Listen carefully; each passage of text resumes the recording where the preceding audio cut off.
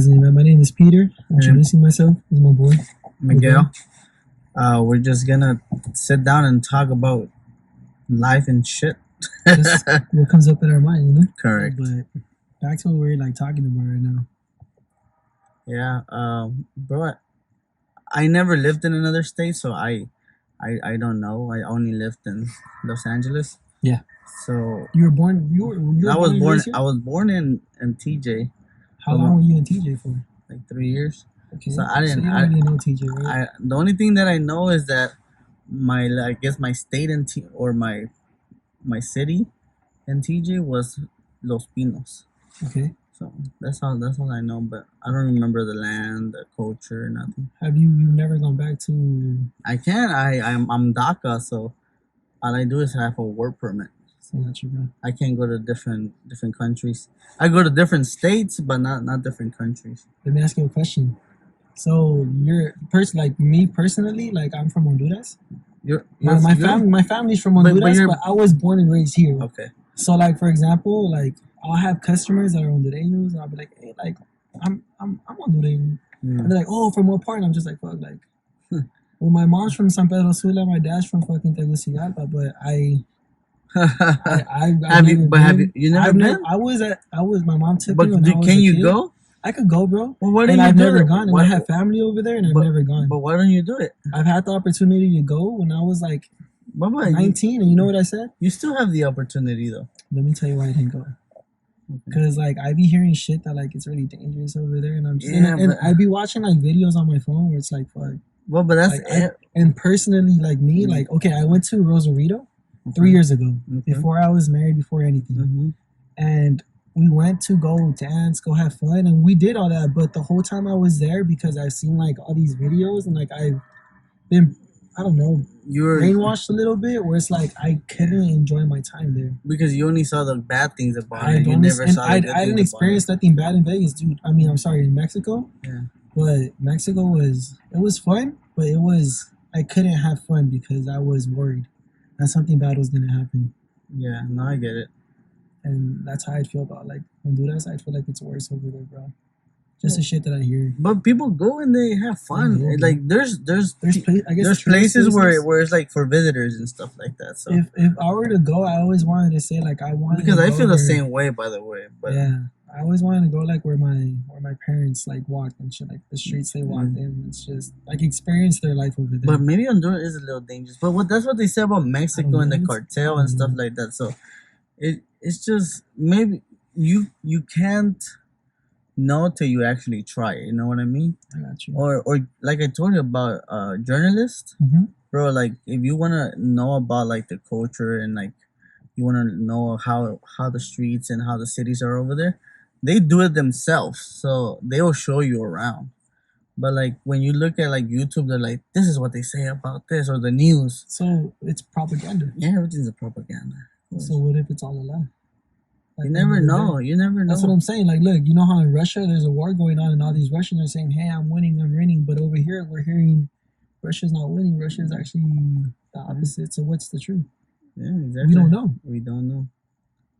That's what I was telling you the other day. Like, what if using like the Super Bowl's going on right now, right? While we do this, and this is how my train of thought, because I'm very a conspiracy theorist. Yeah.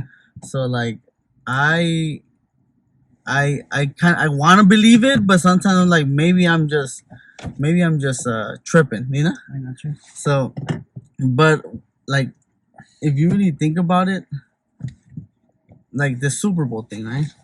Like this is just a distraction. Like all this from what everything's going on in the world, like about another UFO missile that we've shot down again, and like a whole bunch of things that you get distracted. Now the social media, the trolls, whatever, are Rihanna, and in the bottom it goes like okay, so fucking Russia threatens America and stuff like that. So it's a whole bunch of behind the scenes that.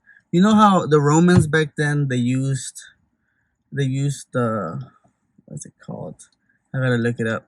But it's kind of like their theater, right? When something is wrong, they took him to the Colosseum. And then we can talk. They took him to the Colosseum, and they used to see lions fight humans, right? Okay. So that was their entertainment to keep him off the political stuff. Yeah. So this is the Super Bowl. The Super Bowl is the same thing as a Coliseum, right? And it's just there to distract you. You get killed for saying shit like that. So we wouldn't get that deep into it.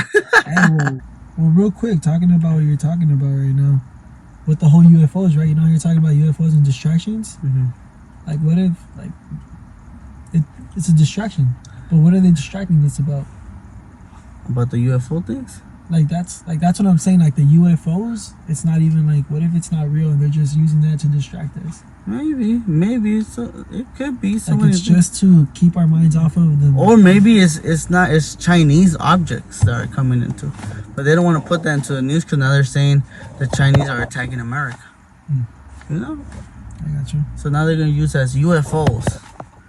Oh, we're going into alien stuff now. But you know, everything's just a theory. Everything's just a theory.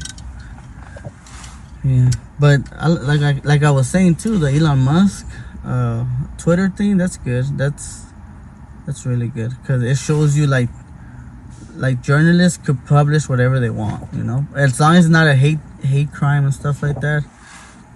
He's good with it. What's been your experience with Twitter so far? I like Twitter. How long you had Twitter for? I had it.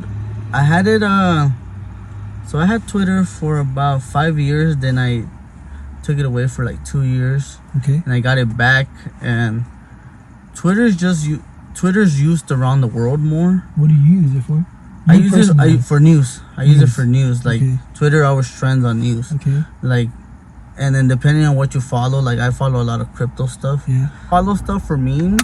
That's how you're gonna get memes. Because that's how the Matrix is.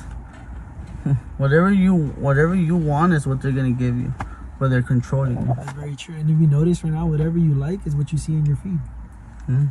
Exactly. Everything you like is what you're seeing now. You don't see how it used to be before. It's everything. But you should really get into crypto. I like crypto. I think it's not crypto itself, but I like Bitcoin as another way to trade without using the government. You know, it's just freedom because now you're controlling your own money, and nobody could touch this crypto, which is a software that it's a mathematical problem that you need to solve, and it's just crazy. It's technology is just advancing so good. So talking about crypto, bro, and like I've heard about crypto since I was in Vegas. Like, look, I had this customer. I was a salesman, right? Like I'm a salesman, but I was selling a car, and this Filipino lady, she comes up and she's like, "Hey, I want to pay this car in cash. How are you gonna pay it in cash?" "Oh, well, let me transfer my money from," and at that time she said, "from Bitcoin to my account." And I was like, "All right, cool." So I waited for her, and she did it. And it took like 2 days for her to do this. Yeah. But she did it, and she was like, "Hey, invest your money in this." And this was like, well, this was Bitcoin. Bitcoin. This was back in 2019 when she bought this car because I had freshly moved to Vegas and I met her over there. And she told me invest in this, and she showed me how to do it. And I just like, this is my experience with what you're talking about. I didn't believe in it, so I was like, no, I'm not gonna do it. And I had seen it right before my eyes. I sold her a car with that money. I was like, nah, I'm good. Yeah, you sold her that car with that money. And I was like, nah, I'm good. Like I'm straight. Thank you. Like I appreciate it. And I just kept selling cars, right? And then one thing led to another. I left that store. I went to another store. I met up with this guy named Mark, a Filipino guy. And he told me, "Hey, look, invest in this. Like it was like really low. I think during that time he showed me in his app. He was like, look, I'm about to buy my house with this money." He actually already had bought in a house with Bitcoin. Yeah. Because this was when it was already skyrocketing. But you thought they were like... But I thought they were just putting me together. Like me, I'm in the car business. You run around with a lot of jacks. I'm just like, nah, like I'm not going to do that. What is a jack? Jack to me is someone that's just going to... They're going to try to fool you. They're going to try to tell you what's going to benefit them. And this is this is what in the phrase in the car business, jack means jack. There's so many ways of using They're going to try to benefit from you.